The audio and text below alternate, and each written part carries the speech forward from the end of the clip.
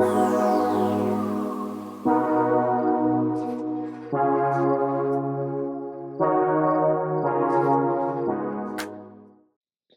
all to tonight's Goggio lecture. I am, as you probably know by now, Professor Misi, chair of the Department of Italian Studies and the Goggio professor.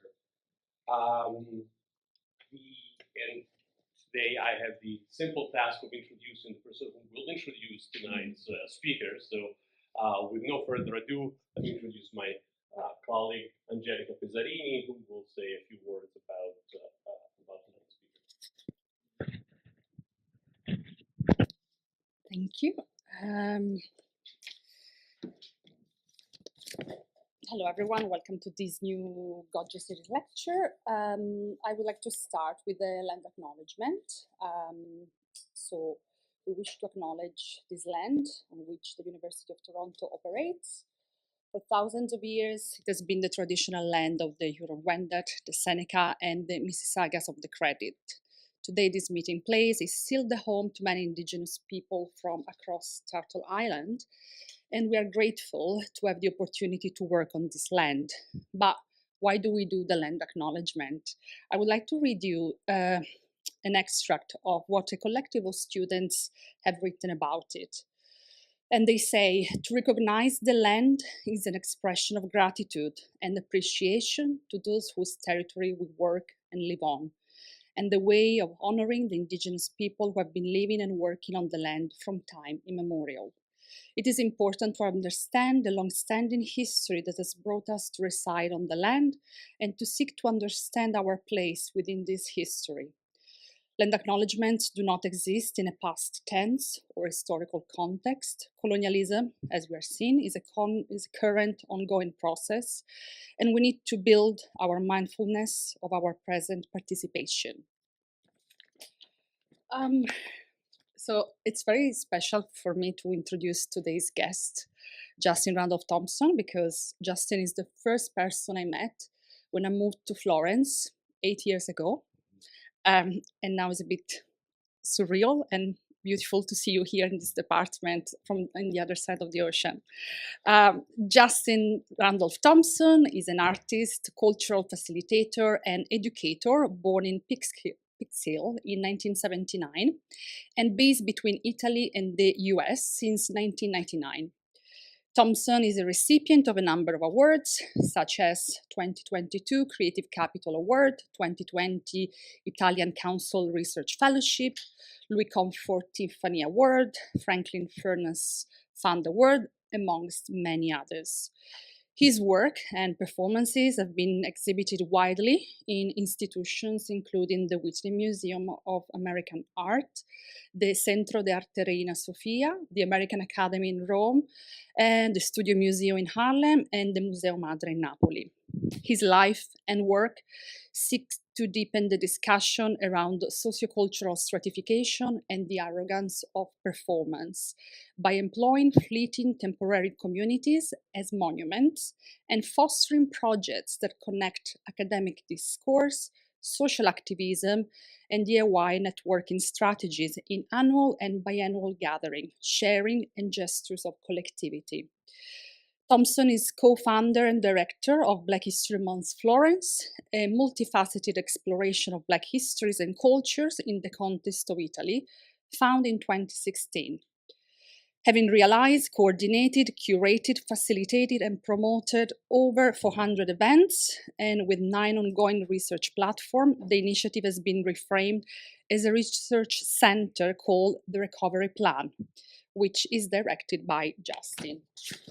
And just a little information, on October 23rd, the Istituto Italiano di Cultura, in collaboration with our university, Black History Month Florence, and the Istituto Italiano di Cultura in Washington, opens the Recovery Plan alle Porte coi Sassi. So October 23rd, 6 p.m. at the Istituto Italiano. This pop-up research exhibition designed specifically for the Istituto Italiano di Cultura di Toronto shed lights on the layered history, highlighting the centuries-long interaction between Italy and the African continent. The pop-up intends to facilitate narration of Italian history in regards to the cultural contribution of people and culture of African descent, and is dedicated to Afro-descended artists Kelly Castigliolo, Germai Michael Gabriel, and Christian Hoffman. And with no further ado, please join me in welcoming Justin Randolph Thompson today.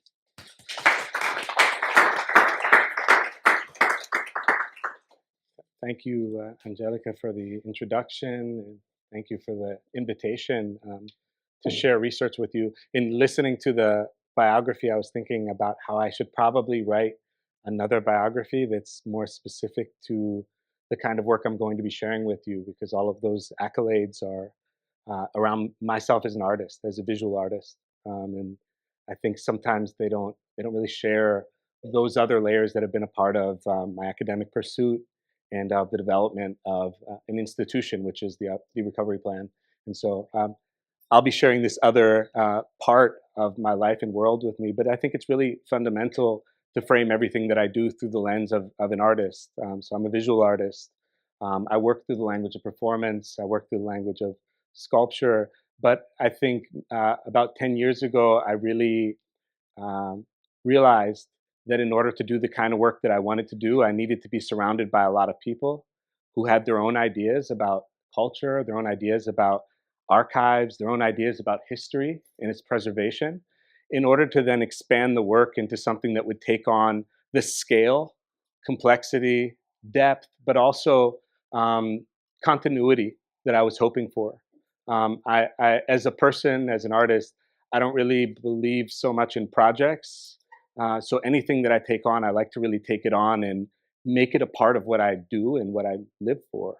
You'll see that through this work. Just a small note on this opening slide, and thinking about some of also the title. I think that the title "Archiving the Future" is really thinking about a proverb, a symbol, a saying that is of the Akan tradition, which is comes from the word Sankofa.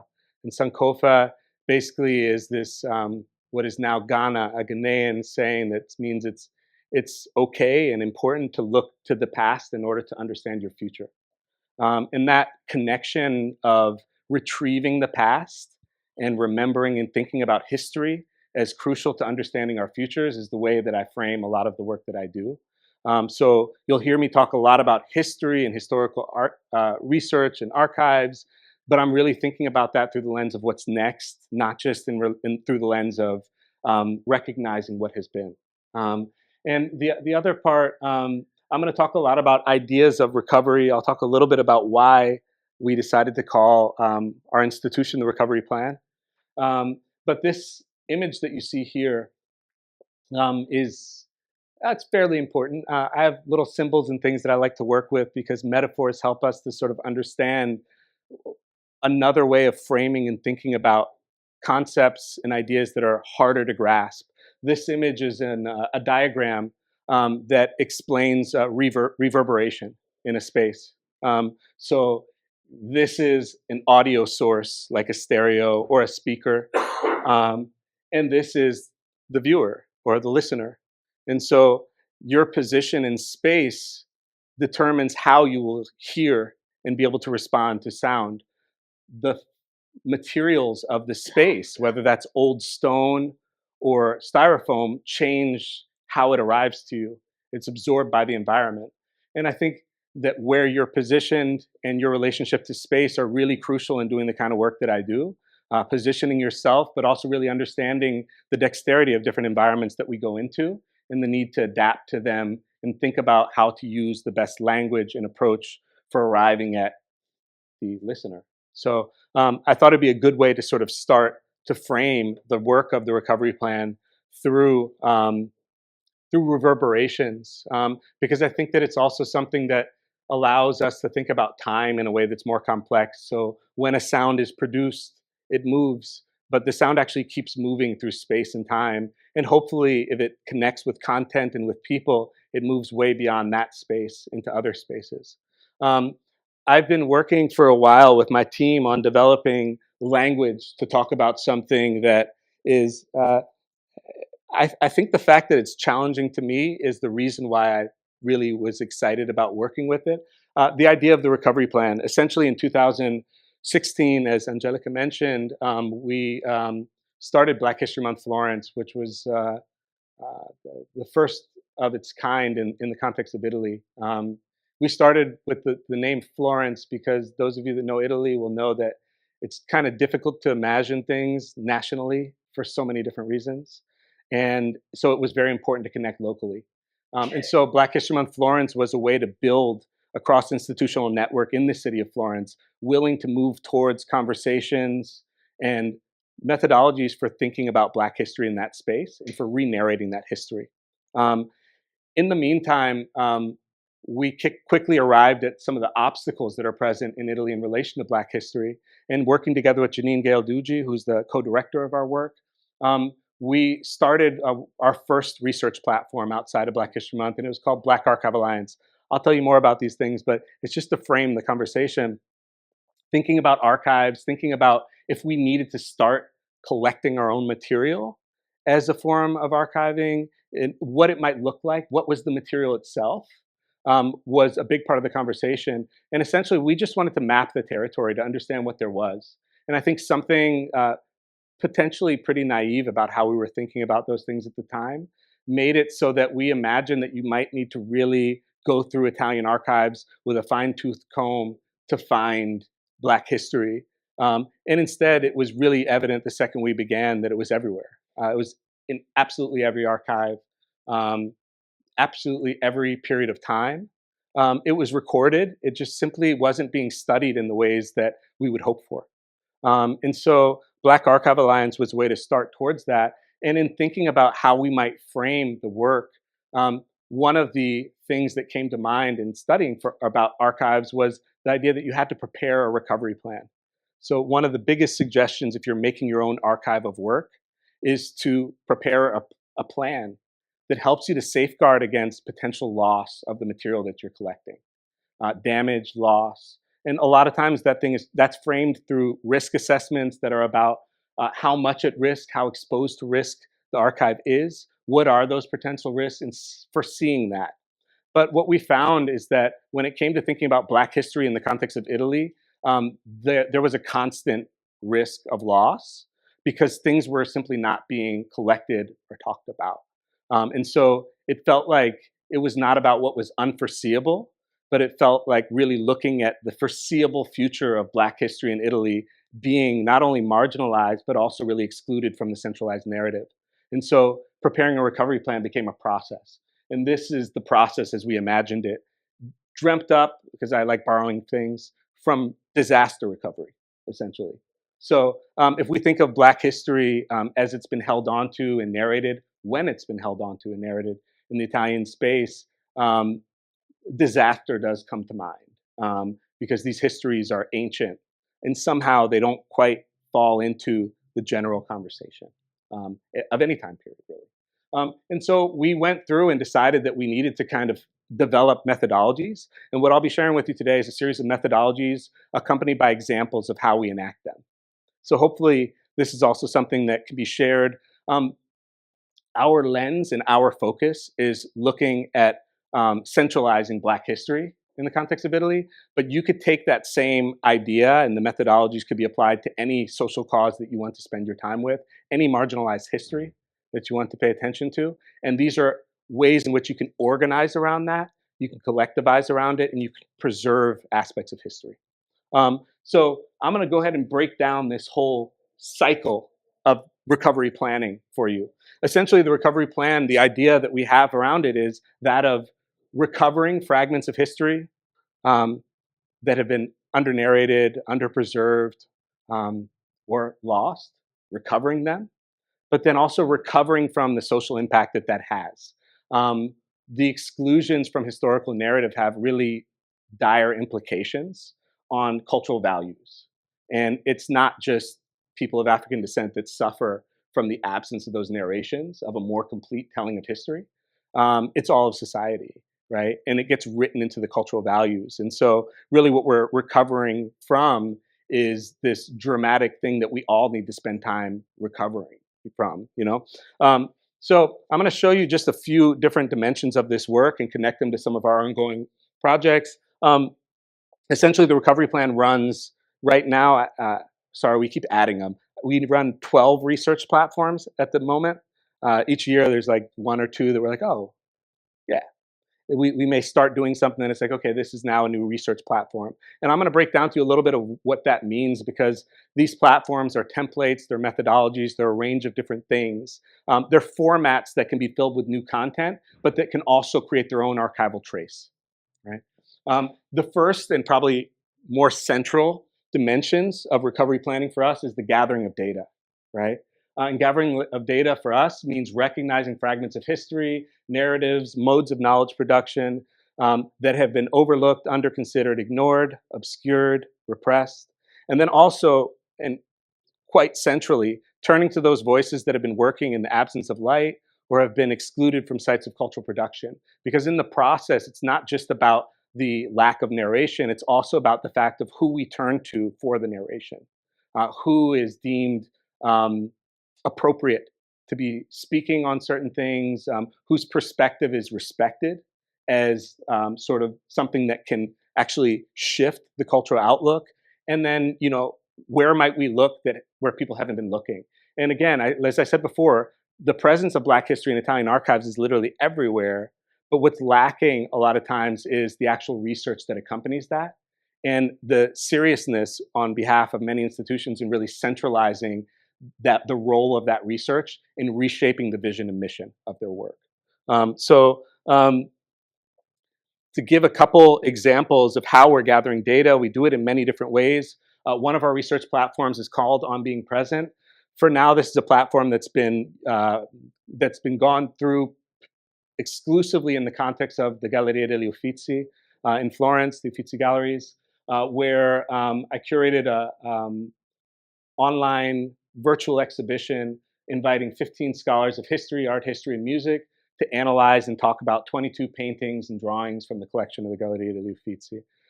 That invitation was based on about 20 years of doing my own research and finding things, and also many, many years of going into academic conferences, hearing conversations that I wish were not just in those spaces, and thinking about how they might be more approachable to the broader world. And working with the director of the Uffizi at the time to push them in order to include these narrations in their own narration of self.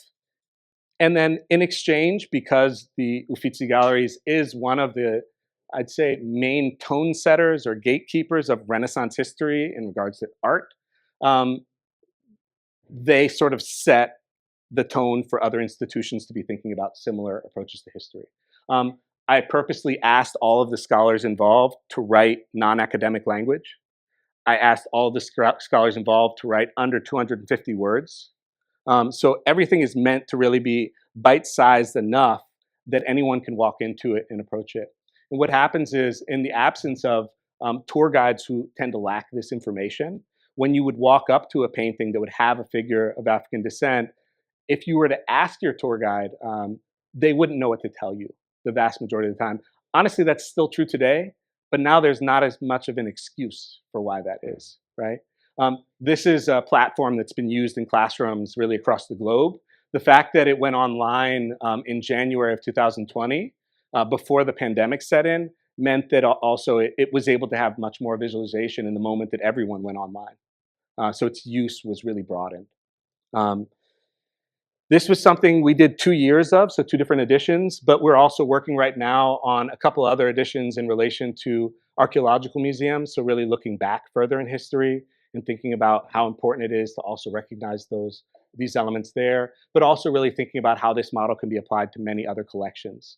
The second format of gathering data is through Black Archive Alliance, which is essentially a platform for thinking about archival research, who should be involved in it, what do we consider an archive and what might not be. For the very first edition, we worked with Villa Romana, which is an institution in Florence, and this list that you can kind of see here was a list of different institutions that we wanted to walk into. So we wanted to bring people inside archives to render them at least a little bit accessible. I know that coming up as a student, I didn't have access to these spaces.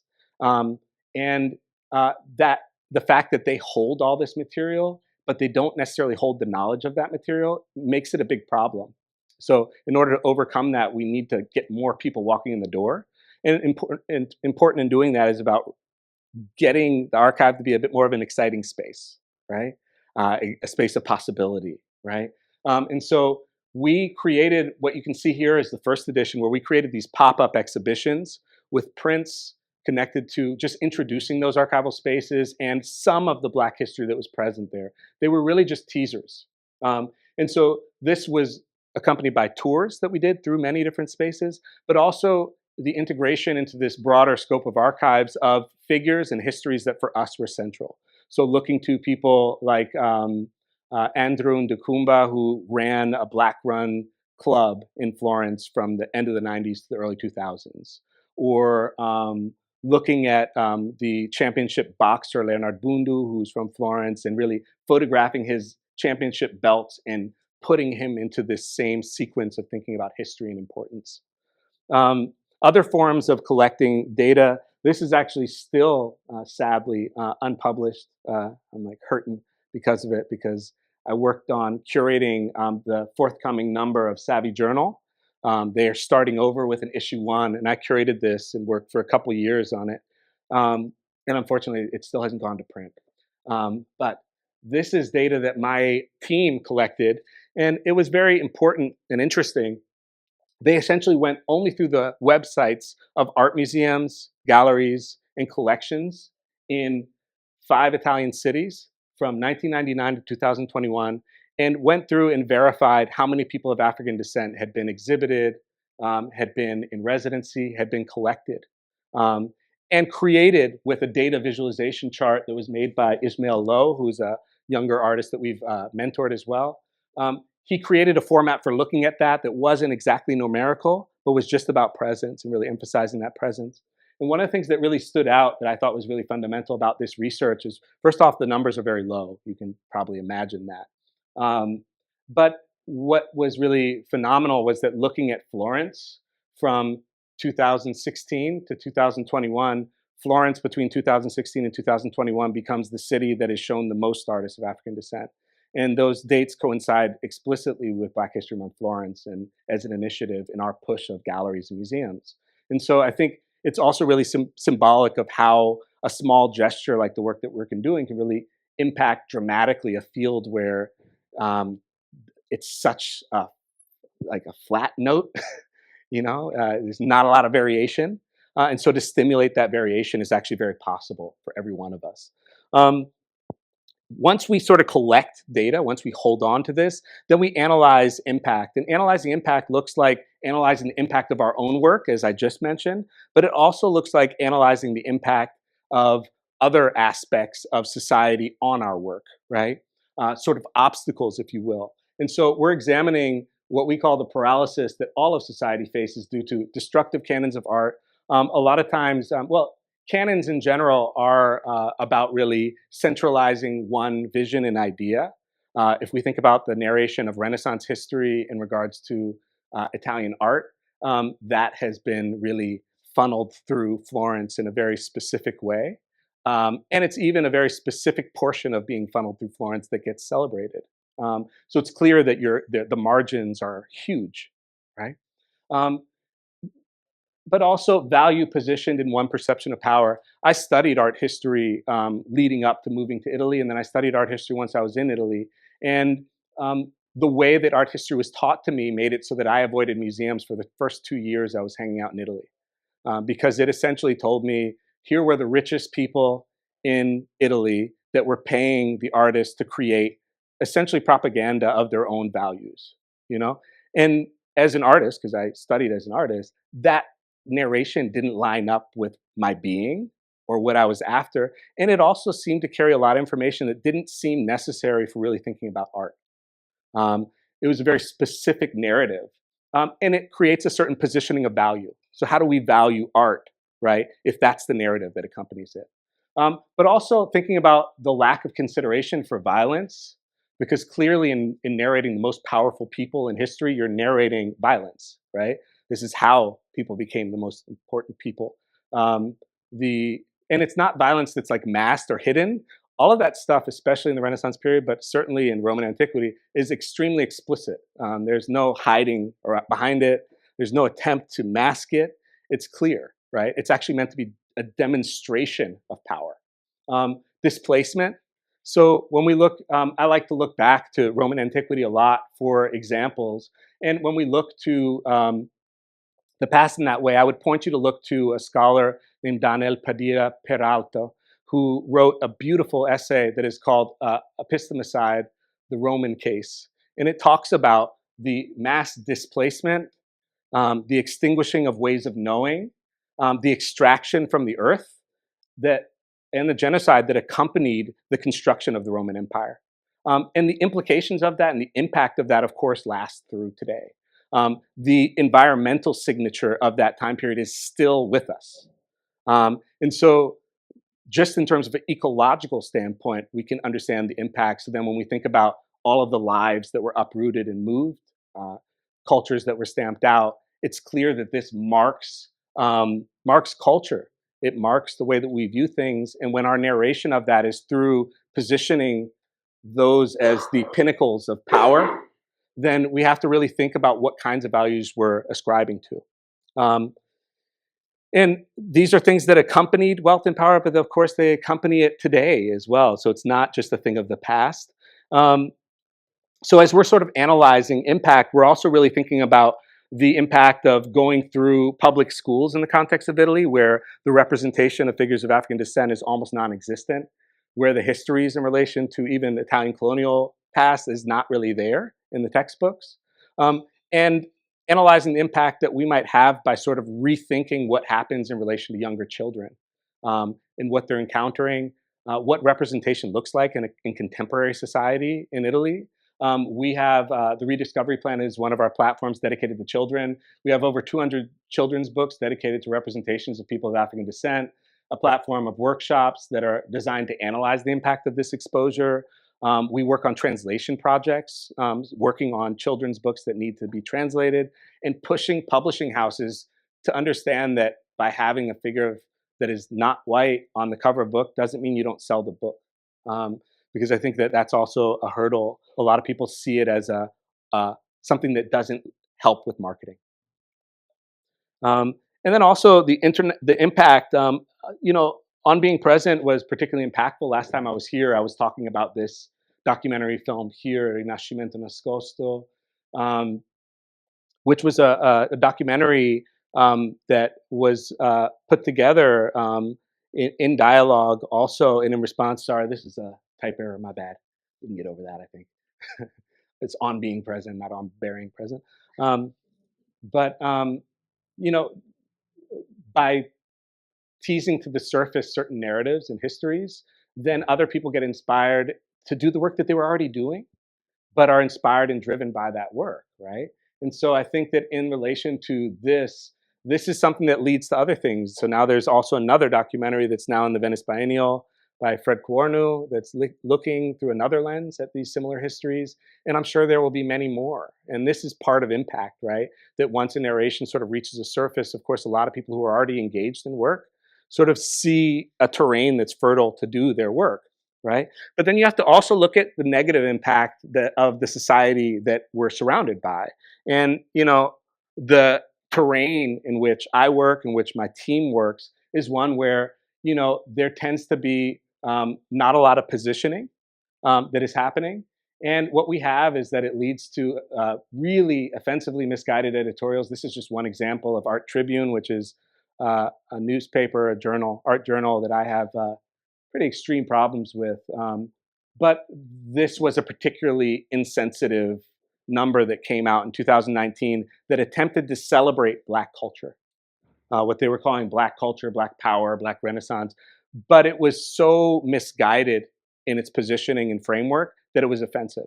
And if you can't understand the offense already from the cover that accompanies Black power and Black culture being Walter Molino's poster of an Italian colonial soldier kicking a naked Black baby who has regresso written on his side in the butt, saying fuori dai piedi. I mean, like this is the poster they decided to accompany something that is called Black Power, Black Culture, Black Renaissance, in which the mention of Italian colonialism is literally one line. And then the other 20 pages say nothing, right? So it's curious as to how this comes about, right? And the absence of this critical analysis, it also leads to things like Ex Africa, which I think is a show that was a beautiful attempt that really dramatically failed. It was an exhibition that was designed to really look at all things that Africa had to mention in relation to history. It's quite a tough task, situated within an archaeological museum, right? So you can imagine going into an archaeological museum and discovering or encountering works that are ancient works from all over the continent, right? Every period of history possible, right? From bronzes to ivories to voodoo to modern art, all thrown into this one space. The collapsing of that, the flatness of that means that it's going to be a big failure.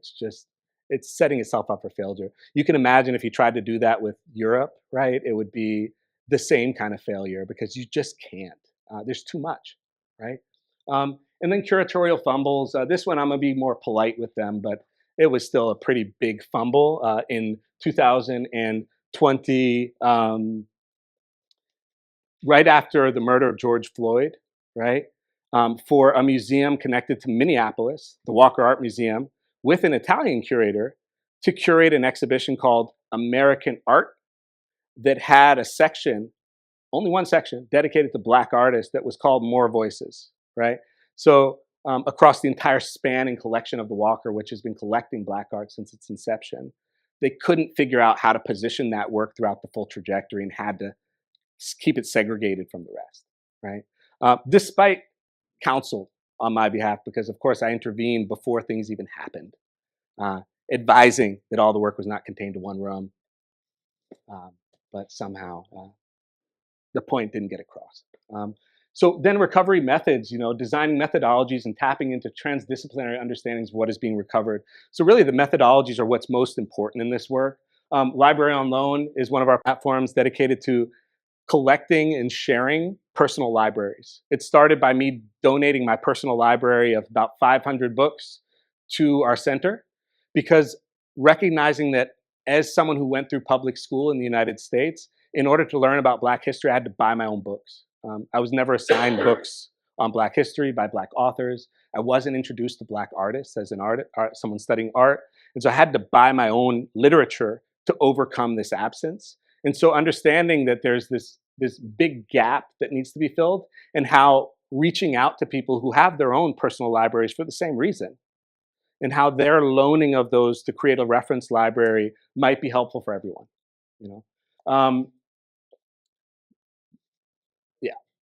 YGBI, and we're fortunate to have with us here also one of the artists that went through YGBI, Germain Michael Gabriel, who's in the back there.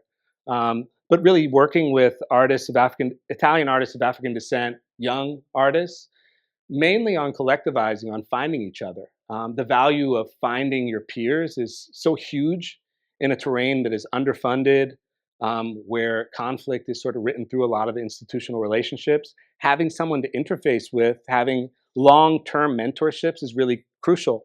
And we've so far worked with 21 artists, 6 mentors, and 9. We've done 9 institutional exhibitions. The exhibition that opens on the 23rd here is an exhibition that has 3 artists from 2 different cycles of YGBI. And Germain also has a solo show at Band Gallery's offsite space over on Adelaide. Is that how we call that street? I never know how to pronounce it. Adelaide. It's down by Richmond. Yeah. But this is sort of some of the ways in which we're thinking about sort of support, right? And methodology. So this is a method. Bringing people together is a method to ensure not only value that's attributed today, but what's next, right? Similarly, making sure that artistic research is being recognized. A lot of times in relation to contemporary art, we appreciate artistic expression, but not the research that goes into it. As an artist, the first 10 years or so of my career, I would apply to academic conferences all the time because I just liked doing research and sharing that, no one would let me talk about the research. They always said, you can talk about your work. So I would get the invitation, but not to talk about my research. They wanted to just hear about the work. And I think that the ways in which the dexterity of artistic research, the methodologies that are used, the encounters that happen with the archive are so special that they can guide us in many disciplines. And so what we've been doing is working for the past years with artists on their research and how to develop display tactics for it. At the same time as we're developing display tactics for archives, we're also looking at research of artists in the same way and trying to share it and also trying to help it, use it to expand our own approaches and methodologies to the archive and to the world around us. So the templates is sort of one of the other key elements because a lot of the work that we do is really created to be sort of free sharing, right? So it's not meant to be patented or anything like that, right?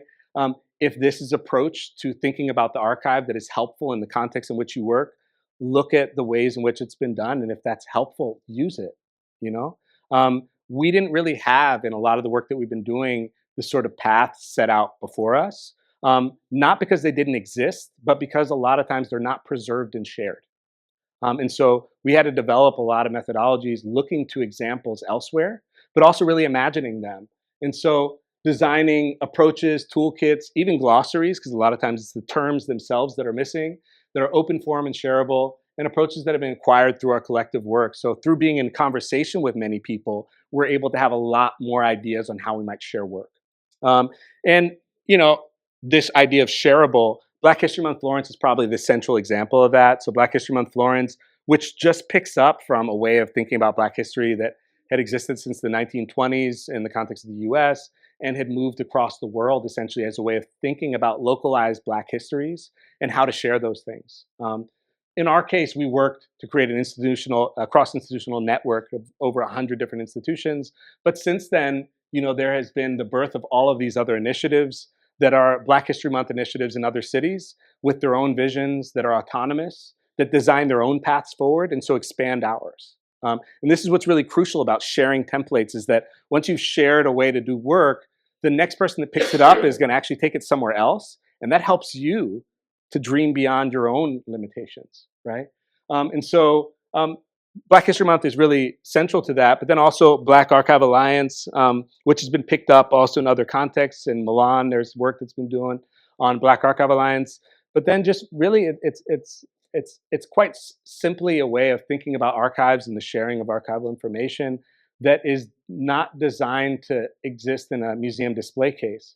So by working through prints and really working on research and digital information, we can show up in the elementary school, we can show up in the small associations space, we can show up in social environments where typically this kind of archival research doesn't end up, not because they don't want it, but because the infrastructure that's needed to hold on to actual archives is just complicated, right?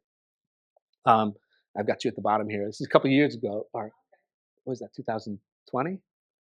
Might have been. It was a while ago. Fisky per Fiaschi, which is a workshop format dedicated to really thinking about positionality and how we position ourselves. It's a workshop where we really invite the audience to engage in a conversation with somebody who is moderating and leading the conversation about a certain subject matter in relation to their own position. And we ask everyone to contribute. So it's really about everyone having a space to talk out some things that otherwise you might not, and accompanying that with craft, the craft of what we call in Florence the impagliatura dei fiaschi. So it's the weaving of what we use as raffia over a bottle that kind of protects that bottle, but at the same time, it keeps your hands occupied in a way that then you talk more freely. What we found is that people will talk a little bit more freely if they simply don't have to make eye contact, you know, because that's already one big thing. And then it feels more comfortable because we're all working on something, so we have things to share. Most people don't know the techniques, and so they're also sharing around what they're figuring out along the way. And then the bottles become a container for it, right? But other methodologies are really about what we've been working on called annotations, through the language of annotations.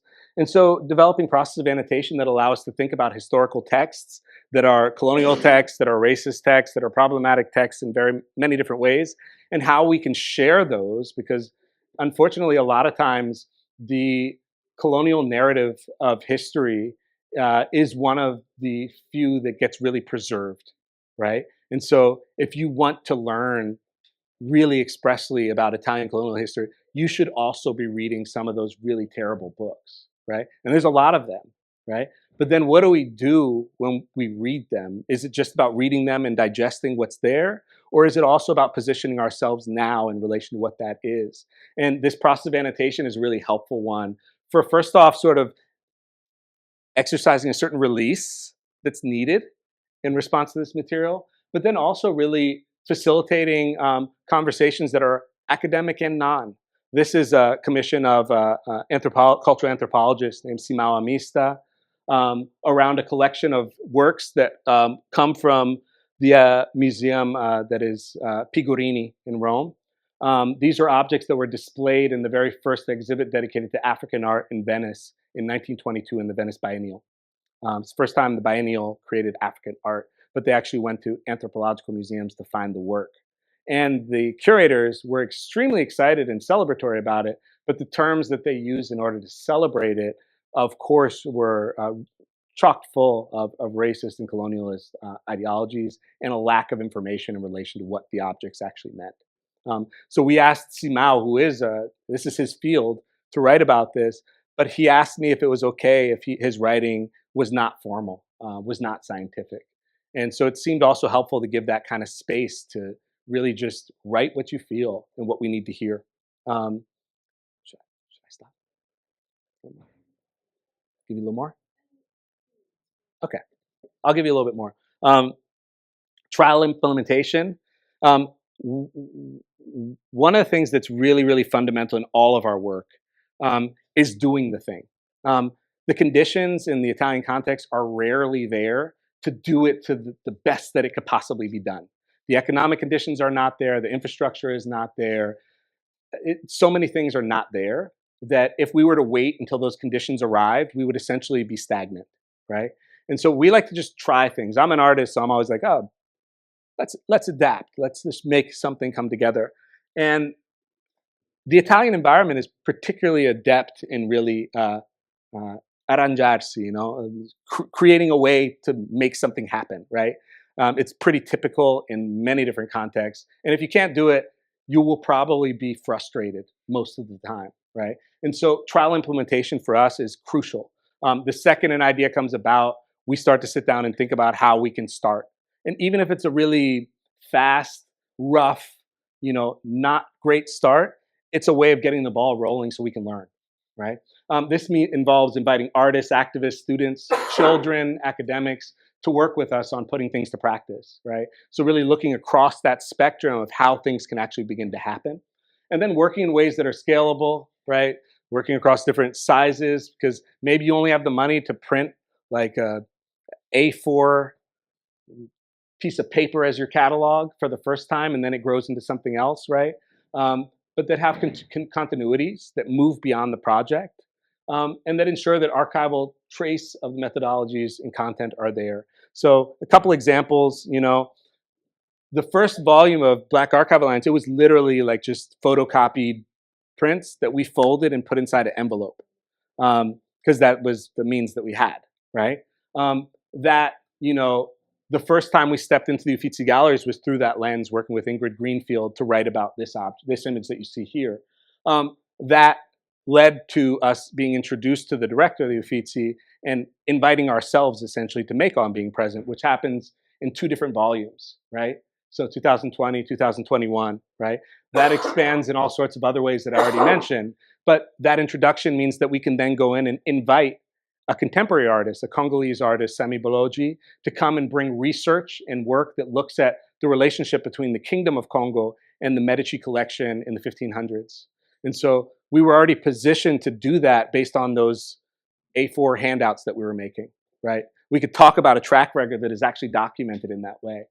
We brought it to our own space and did a research exhibition, really where we were able to unpack the work of Semi-Bologna, and then we brought it to Palazzo Pitti and installed it actually amongst the works and objects of the collection itself, created a book that documented that history, much more than an exhibition catalog.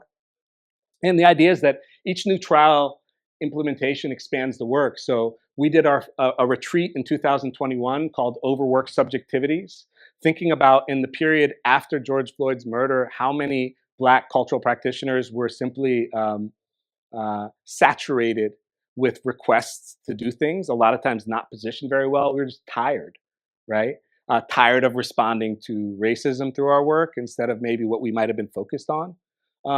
And so we invited a group of 8 people, artists that were from the Italian context that we've been working with, artists who were in residence at the American Academy in Rome, to come together to talk about this saturation. That then grew into a retreat that we were able to pull together for the Terra Foundation for American Art in 2023. We called Repose as Resistance. It was bringing together 10 cultural practitioners, curators, museum directors, the directors of collectives of African descent from 8 different European countries to come together and share their own practices of rest with each other. We created a documentary out of that in 2024 that was meant to be a tool that we could use to then expand upon what rest looks like within this context. It led to sort of introducing a whole theme to Black History Month in the following year. We did an exhibition called Repose and Resist. We did a second retreat, and then we dedicated the entire edition to that. So this kind of expansion is what this looked like. And the same happens in relation to toolkits and vocabulary, right? So translation projects like the Undercommons, which I worked on also with Angelica Pizzarini and a few others on really thinking about what terms we need to translate the books that we like. How do you invent those terms in the Italian language that don't exist? How do you inject meaning into them? And the same is true, not just in that context, but also for children's books. This book is Anti-Racist was the name of this book in its English title. And it's a children's, teenager's guidebook to anti-racism. And it essentially needed the invention of new terms to come about, right? So these are some of the ways in which these things are being implemented at a trial level, really. But hopefully these things become the sort of guideposts for other work that can be done that really expands upon what everyone is doing. And I'm gonna just show you the last slide because I think we might as well do that, right? Yeah, there we go. Obviously this cycle leads back to this place. This is where we're headed. Just to start over, but you can have a little bit of just the contact information. This is my own personal contact, so you can feel free to write me for any additional information.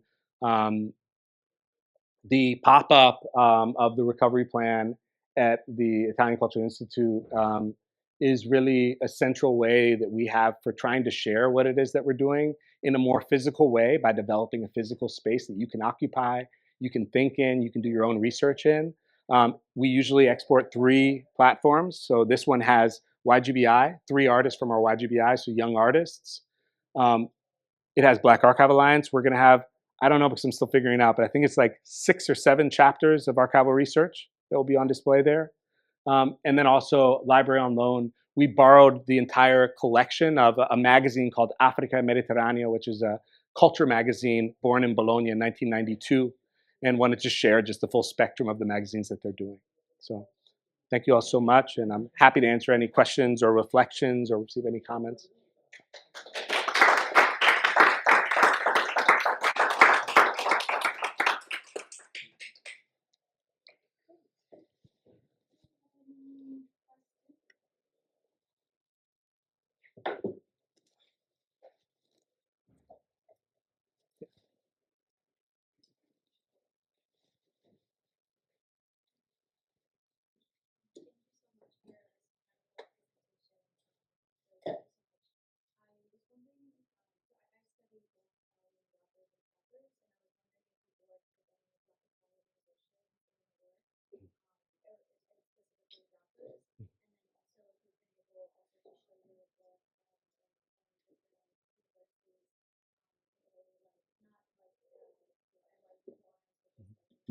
Right, right. Right. Yeah. Thank you for those questions. so I'm a musician as well as all the other things that I do. So music has always been really central to all the work we've been doing. And the co-founder of Black History Month Florence is a guy who goes by the name of Dre Love. And Dre Love is someone who moved from Queens to Italy in 1989. And when he moved, he brought with him a world of hip hop that was sort of growing and flourishing in the context of New York at a time when in Italy they were really just starting to do rap.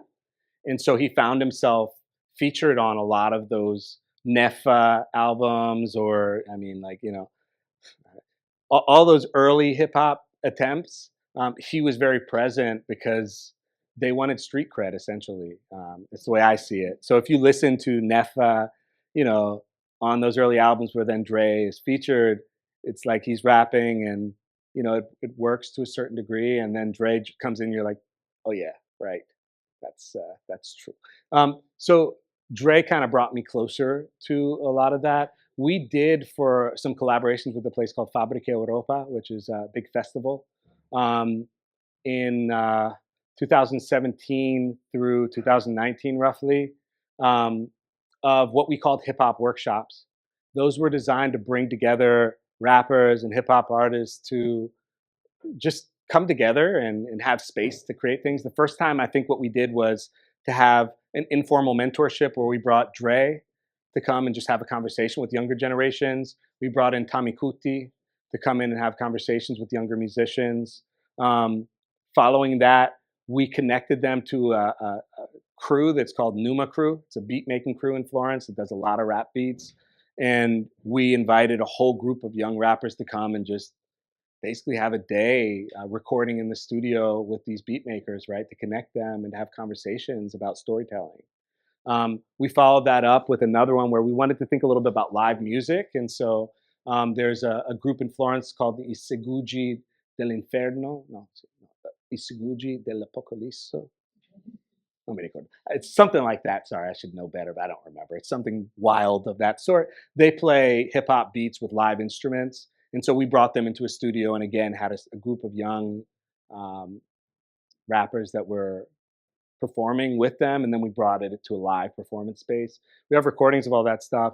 We've invited, I mean, Tommy Kuti has been someone that also really through Angelica has been really someone who has been more central and vocal from just a standpoint of connection with us. And so we continue to reach out to him. It's work that needs to be expanded upon. It's complicated because what happens is in the Italian context, there's not that many rappers of African descent in the sort of more well-known world. And as we sort of start to think about the fact that we're celebrating and centralizing Black histories, there's always this question as to, okay, so does that mean you can't invite in a white rapper? And it's like the answer is no, we could, right? But it has to have meaning, right? Because it's not like every rapper is actually tapped into history in these ways, not necessarily tapped into social causes or political content. And so it's a question of really developing those relationships more. I think now it's something we should expand on. Those hip hop workshops, we tried to bring them back again because we have a chat of about like 20 young rappers that are really, really good. But it's, you know, I always follow the stuff that I actually can spend my time really working with. Um, and it's not really my world. And so I need someone to step in. It's that it's their world so they can really stimulate this, right? In terms of universities, you know, we've done lectures and talks and presentations. We've done some collaborations with like the University of Florence through the sociological department, through a couple professors mainly, but it's been very minimal. The response on behalf of the universities in the Italian context has been just minimal. We've brought the material, we've solicited it, we've tried to develop official internships. It's just there's not a lot of interest from what I've seen. It's sad. But there's really not a lot of interest. Maybe that will change. Maybe I just need the right person to make that change. But yeah, I mean, even like the academia, so I'm an artist. Even the academia, there's not interest, right? And so, yeah, it's a challenge. I think that we can do better. Like, so if I were to dedicate my time to going and knocking on their door, at some point they'd open, right? but we have the energy that we have. So I mean, when there's not the interest on the surface to at least like invite us in and begin things, it makes it difficult to really follow through. I think it's crucial. Most of our support in connection with the university setting comes from US based institutions, right? That essentially it's like just a little knock, knock, knock. And they're like, oh, right, thank you, please, And in Italian institutions, it's definitely not the case. We've collaborated with the University of Torino on the what's it called? Biennale della Democrazia. I think that's what it's called. It was pretty horrible. It was pretty horrible. I mean, I've been in a lot of academic settings, and I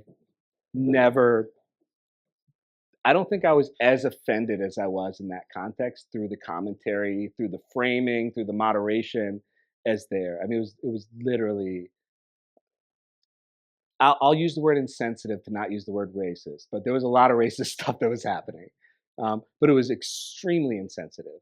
So much so that the impetus was put on us as the speakers to have to defend ourselves against someone intervening in the room that was completely out of line. So there's no moderation around that. That's the kind of thing that I'm used to it in the Italian environment, but when we walk into academic settings, like you imagine that there's already a structure. We've been in conversation with Alessandra Ferrini, who's a researcher, about creating guidelines. So if we're going to have a conversation about anti-colonial history, then there needs to be some guidelines, because if people intervene in a certain way, Jared May can attest to this too, people actually getting up and being violent, right? If people are going to respond in a certain way, you as the hosting institution have to be prepared to intervene on our behalf, right? Because we're the invited guests. So I think there's a lot of work that needs to be done, and I'm still happy to invite myself in, and those things don't really scare me. It's just bothersome, Yeah. Okay, so because we're running out of time, we have about 10 minutes. Okay. For us, maybe if you have any questions, just Yeah. in-depth your questions. So please, let's give you another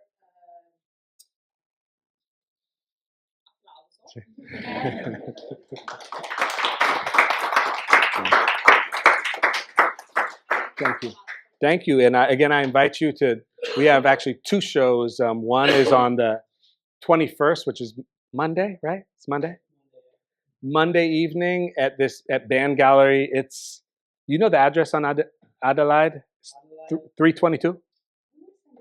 Okay, yeah, it can be sent out. But the opening is in the evening, and it's a solo project dedicated to Jared May. His work in this case is looking at archives specifically coming from Ethiopia and Eritrea, of photographs that have been reworked and reconsidered, placed in what looks like a crumbling architecture. And so we'll share that with you. And it's a great opportunity to sort of meet an artist who does really incredible work looking at Italian colonial history through a very important positioned standpoint. Thank you all again for the invitation and everything. We appreciate it.